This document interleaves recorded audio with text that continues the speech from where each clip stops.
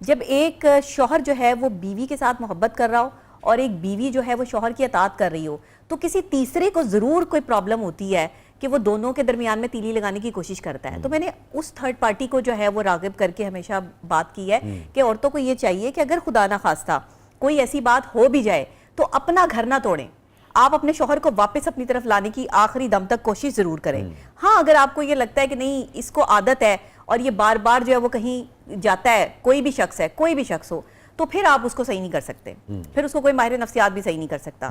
एक मर्द का वफादार होना बड़ा जरूरी है, बहुत जरूरी है, बहुत जरूरी। औरत का उतना ही रिश्ता निपटा मर्द की वफादारी से है। मर्द की भी तो एक डिग्निटी है ना, हाँ, डिग्निटी है और भी अल्लाह को जवाब बिल्कुल जवाब देना है। तो मैं तो बिल्कुल समझता हूँ, मैं तो बिल्कुल क्लियर हूँ कि 100% जैसे जितना औरत को वफादार होना चाहिए उतना ही मर्द को भी वफादार। 101% औरत वफा करती है, औरत तब तक बेवफा नहीं होती जब तक मर्द उसके साथ कोई गद्दारी ना करे। अच्छा।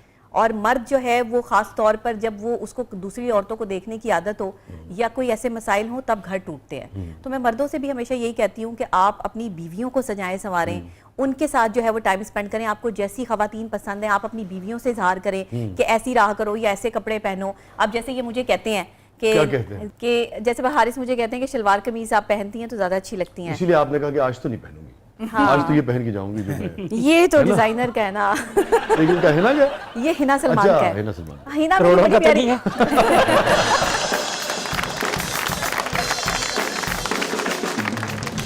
तो बहरहाल ये आपसे कहते हैं कि भाई आप शलवार कमीज पहना। हाँ, शलवार कमीज पहना करें, इनको अच्छा लगता है। तो मैंने आज शादी के बाद से लोगों ने मुझे मेरा ख्याल है शलवार कमीज और दुपट्टे में ही देखा है। फरमा बरदार किस्म की बीवी मुझे लग रहा है, अभी तक तो इस किस्म की लग रही है जी, अभी तक लग रही है। तो आप भी फरमा बरदार शौहर हैं कि नहीं? उन्होंने दी आवाज नहीं निकलन रही।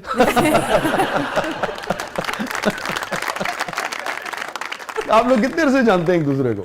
6 साल से। ये तय कब किया आप दोनों ने कि भाई इस रिश्ते इज़्दिवाज में बन जाया जाए? 6 साल पहले जो है प्रोफेशनल ताल्लुक हमारा बना। 5 साढ़े 5 साल तक प्रोफेशनल ताल्लुक रहा। ठीक है।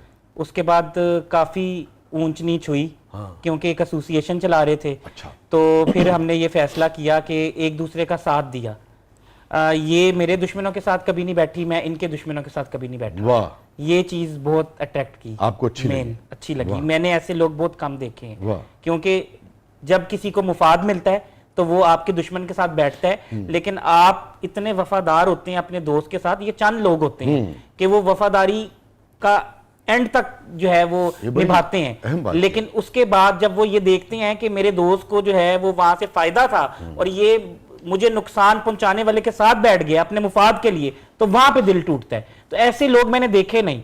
तो इनको मैंने देखा कि काफी जगह इनको ऑफर्स हुई और इनके मुफाद भी पूरे हो सकते थे, इनको फायदे हो सकते थे बहुत, लेकिन ये मेरे दुश्मनों के साथ नहीं बैठी।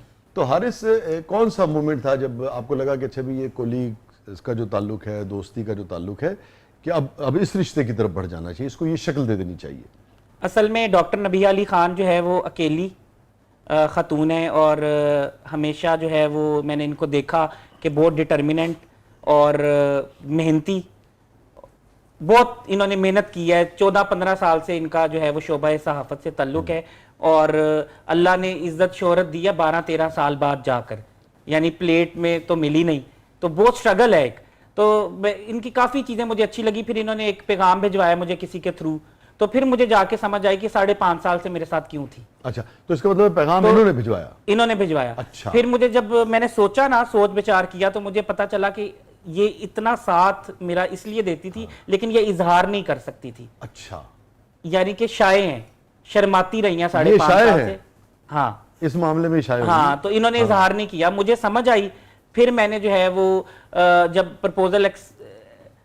प्रपोजल को एक्सेप्ट किया, तो फिर जब इनकी मेरी मुलाकात हुई तो ये फिर शाये थी। अच्छा, तो इन्होंने वापस तो नहीं ले लिया प्रपोजल? नहीं लिया, लेकिन उस बात को वो कहती कि नहीं नहीं नहीं, डर गई। हाँ। हाँ। क्या बात है, एडा फरमा बरदार मर्द मैं नहीं देखे। किस मौके पे सोचा कि अच्छा भाई ये इनके साथ जिंदगी गुजारी जा सकती? ये लास्ट ईयर ना मेरे घर में बात हो रही थी कि मेरी वालदा ना बड़ी सख्त बीमार थी। अच्छा। तो वो चाहती थी कि मैं शादी कर लूँ।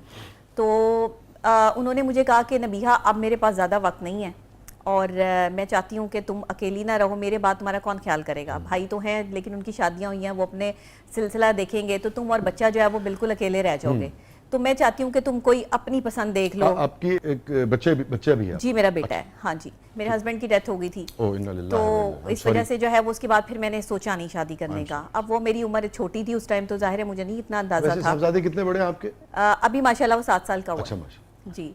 तो फिर उसके बाद जब फिर मैं ये सोचती थी कि हारिस की तो शादी नहीं हुई हुई। हारिस की शादी नहीं हुई, हाँ, हारिस की तो शादी नहीं हुई हुई, तो इसके घर वाले क्या सोचेंगे कि यार इसका बच्चा भी है और मैं इसको कह दूं ये मुझे इनकार कर दे, ये मेरी बेइज्जती है। मुझे तो हर बात पर अपनी तौहीन फील होती है। मैं किसी को कहूँ ये पॉसिबल नहीं है और कोई मुझे कहे ये मैं होने नहीं देती। तो ये मामला था मेरे साथ, ये बड़ा क्रिटिक सिचुएशन थी। तो हारिस को मैंने थर्ड पर्सन थे हमारे ऑर्गेनाइजेशन के, जो है वो कलीम साहब जो है वो हमारे जनरल सेक्रेटरी। तो आपने बॉल कलीमुल्लाह को दे दी?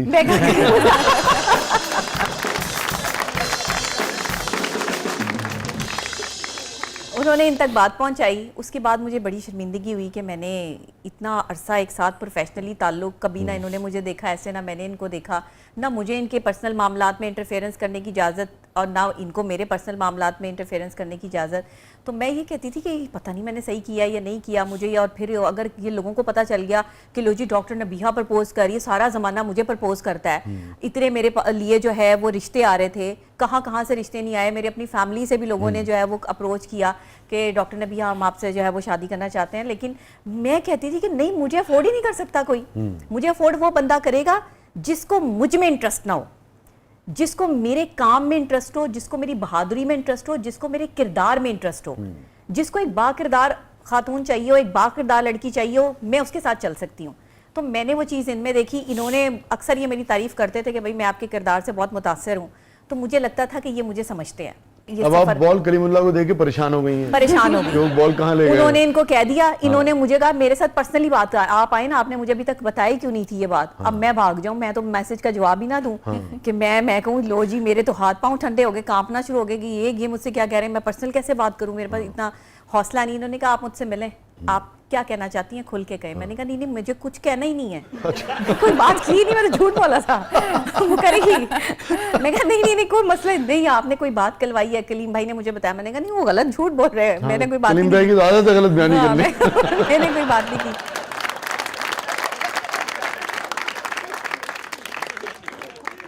तो फिर मुझे ये लगा कि मुझे कह देना चाहिए। फिर इन्होंने कहा कि अच्छा ठीक है, नहीं कुछ कहना तो फिर इसका मतलब है कोई बात ही नहीं है।